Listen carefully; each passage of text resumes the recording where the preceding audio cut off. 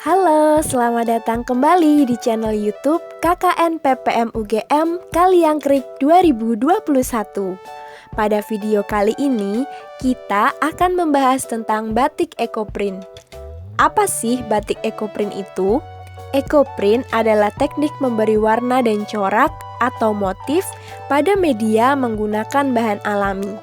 Dalam prosesnya, warna dan bentuk dari tumbuhan ditransfer ke media yang dapat berupa kain, kertas, atau gerabah sehingga membentuk suatu motif yang berbentuk struktur dari tumbuhan atau bunga yang dipakai. Apa sih keistimewaan dari kain ekoprint? Kain ekoprint lebih istimewa dibandingkan kain biasa, yaitu memiliki tampilan motif yang terkesan unik, lebih eksklusif, berbeda dari kain lainnya, dan memiliki nilai ekonomi lebih tinggi karena pola yang dihasilkan tidak menentu dan memiliki motif yang alami. Ingin tahu lebih jelasnya tahapan dalam pembuatan batik ekoprint? Yuk langsung saja, pertama-tama kita simak alat dan bahan yang dibutuhkan untuk membuat ekoprint. Ini dia alat yang diperlukan dalam pembuatan batik ekoprint. Yang pertama, kita memerlukan panci atau bisa menggunakan ember. Kedua, kita memerlukan palu atau bisa juga menggunakan ulekan. Selanjutnya, diperlukan sendok atau spatula untuk mengaduk. Lalu, diperlukan selotip kertas untuk merekatkan daun atau bunga yang akan dijadikan sebagai motif. Kemudian kita memerlukan plastik sebagai alas dari kain atau tote bag yang akan digunakan. Dan yang pasti kita memerlukan media cetak yang dapat berupa kain maupun tote bag atau pouch. Selanjutnya, bahan yang diperlukan dalam pembuatan ekoprint diantaranya adalah soda api, tawas, air, dan tumbuhan sebagai motif. Pada video kali ini digunakan jenis daun paku-pakuan, talok, pepaya Jepang, dan mangkok-mangkokan. Dapat juga digunakan bagian tumbuhan lain seperti bunga, batang, dan akar untuk digunakan sebagai motif pada batik ekoprint. Pastikan bagian-bagian tersebut dalam kondisi yang masih segar agar warna yang ditransfer pada media cetak lebih optimal. Tahapan pertama dalam pembuatan batik ekoprint dengan teknik pukul atau pounding adalah tahap mordanting. Tahap mordanting dilakukan dengan menambahkan 2 sendok tawas dan 1 sendok soda api ke dalam 5 liter air. Tahapan mordanting diperlukan untuk meluruhkan bahan-bahan kimia tekstil yang ada pada kain atau tote bag yang berasal dari pabrik. Tahapan ini diperlukan agar kain atau tote bag dapat menerima warna dari daun secara optimal. Pada video kali ini, tawas dan soda api yang digunakan masih dalam bentuk kristal, sehingga perlu dicairkan dengan menambahkan sedikit air panas. Setelah ditambahkan sedikit air panas, aduk hingga merata sampai tawas dan soda api mencair. Kemudian dapat ditambahkan air biasa hingga larutan mencapai 5 liter.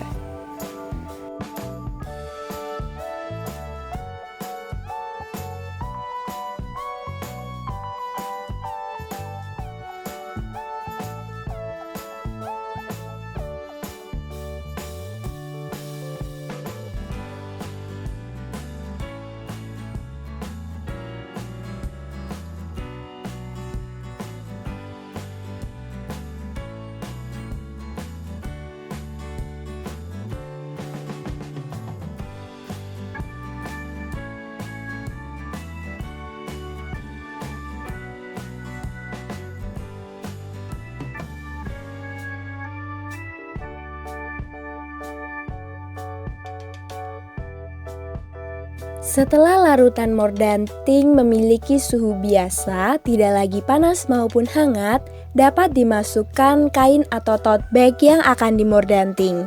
5 liter larutan mordanting dapat digunakan untuk memordanting 5 sampai dengan 10 tote bag. Tote bag direndam ke dalam larutan mordanting selama 8 sampai dengan 12 jam agar seluruh bahan kimia tekstil luruh. Pastikan agar tote bag terendam seluruhnya.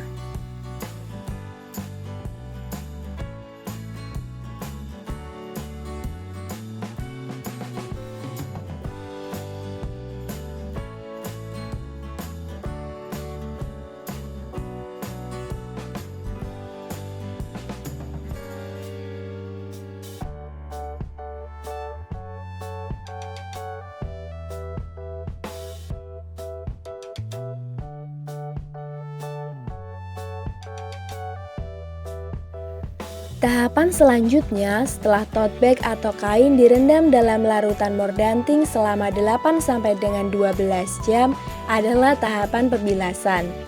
Bilas tote bag atau kain yang akan digunakan sebagai media cetak dengan air mengalir hingga bersih. Kemudian, tote bag atau kain yang sudah dibilas, dijemur dan diangin-anginkan hingga kering. Setelah kering, angkat tote bag atau kain dari jemuran dan langsung dapat diproses ke tahap selanjutnya.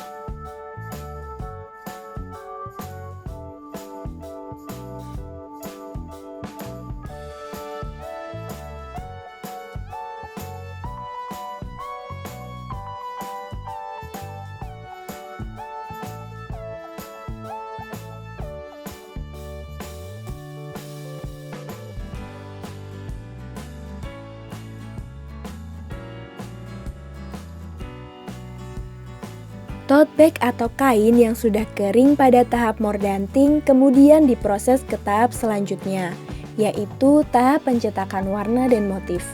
Pertama-tama, balik tote bag sehingga bagian dalam berada di luar.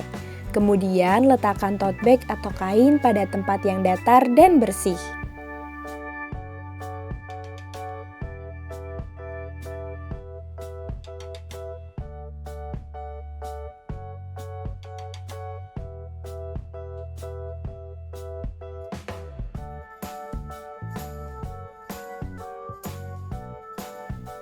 Tahapan selanjutnya adalah susun motif yang akan dicetak. Daun-daun yang akan digunakan sebagai motif disusun di atas tote bag atau kain. Setelah daun tersusun, kemudian tempelkan selotip kertas untuk merekatkan daun dengan tote bag agar daun tidak bergeser sehingga motif tersusun seperti yang diinginkan.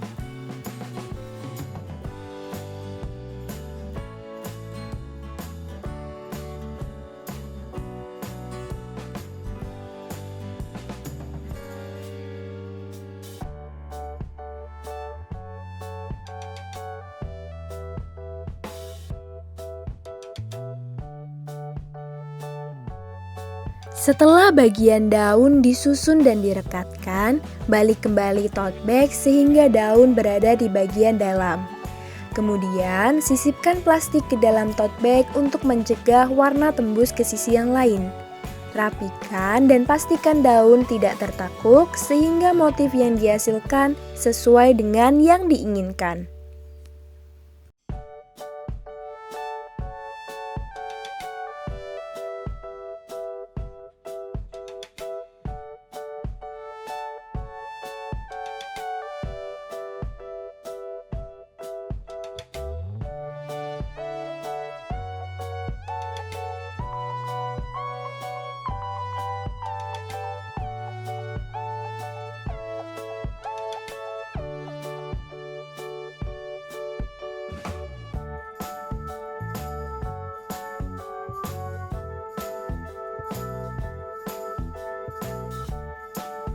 Pastikan kembali meletakkan tote bag pada tempat yang datar dan bersih.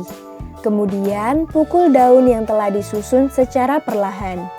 Pemukulan daun ini merupakan tahapan yang paling penting dalam ekoprint karena berfungsi untuk mentransfer warna dan motif pada media yang digunakan. Setelah seluruh motif dan warna tercetak pada tote bag atau kain, Diamkan 1-2 hari sampai klorofil daun kering sehingga warna dan motif meresap dan tercetak secara sempurna pada tote bag atau kain yang digunakan.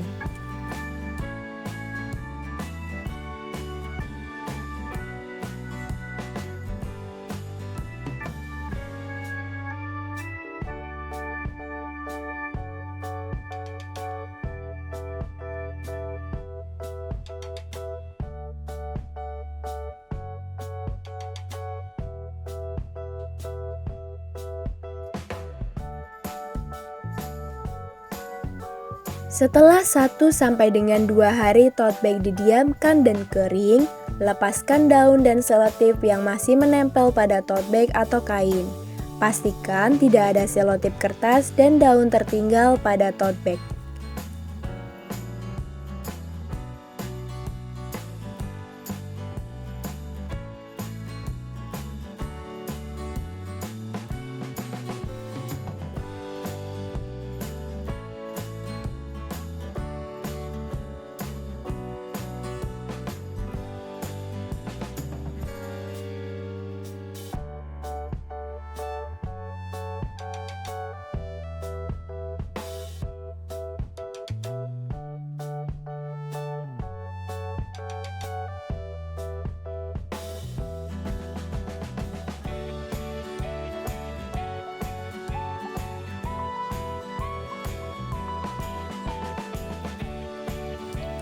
Tahapan terakhir dalam pembuatan batik ekoprint adalah tahap fiksasi.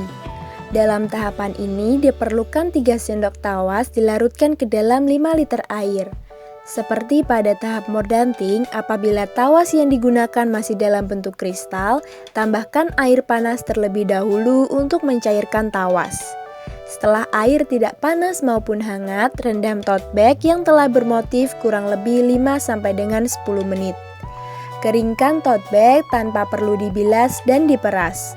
Ulangi tahapan ini setelah tote bag kering, namun pada tahap fiksasi kedua ini rendam kurang lebih selama 1 jam. Kemudian tote bag dapat dikeringkan kembali dan dirapikan dengan setrika. Tahapan fiksasi ini diperlukan untuk mengunci warna dan motif yang telah tercetak pada tote bag atau kain yang digunakan sehingga warna dan motif tidak luntur. Ini dia contoh hasil pembuatan batik ekoprint dengan media cetak berupa tote bag. Selain dengan tote bag, banyak media cetak lain yang dapat digunakan. Apabila menggunakan lembaran kain, jenis kain yang dapat digunakan diantaranya adalah jenis katun, sutra, rayon, satin, mori, dobi, paris, belacu, dan jenis lainnya. Bagaimana pendapat teman-teman semua? Sangat unik kan motif yang dihasilkan?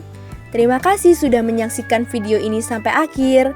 Semoga dengan video ini dapat membantu teman-teman semua berkreasi di rumah masing-masing.